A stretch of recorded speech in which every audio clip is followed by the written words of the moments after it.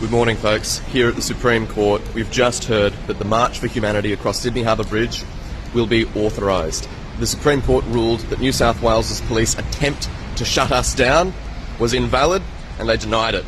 And I want to make two really important points here. The first one is one of the reasons that has happened is because all of you have expressed your intention to go and do it anyway, right? The Supreme Court has to take a lot of factors into account, and frankly, they wouldn't let 1,000 people shut down the bridge. They wouldn't let 5,000 people.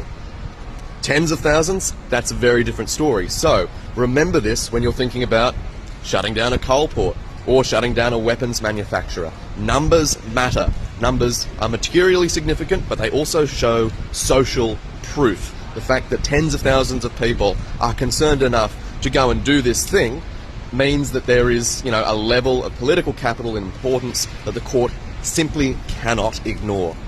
The other thing is, now that we're going, we need to make sure that we build off this momentum, right? So if you're part of an organisation that is bringing people along to the rally, try and make sure that you can absorb your people, right? Hold them together, invite them to the next thing, build a sense of momentum and power, because we cannot let this one march be the high point of the campaign for humanity, right?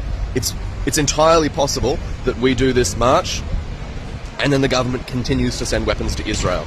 We need to make a credible threat against the government that we will continue to disrupt, we will continue to grow our movement if they don't do what is right and just and sanction a genocidal state. Because if they don't do that, then what are they preparing for? What are they preparing us for? What level of brutality do they want us to simply lie down and accept? That scares the shit out of me. But what we have is people power. So don't let this be the high point. Let it be a stepping stone to community power for humanity, for Gaza, and free Palestine.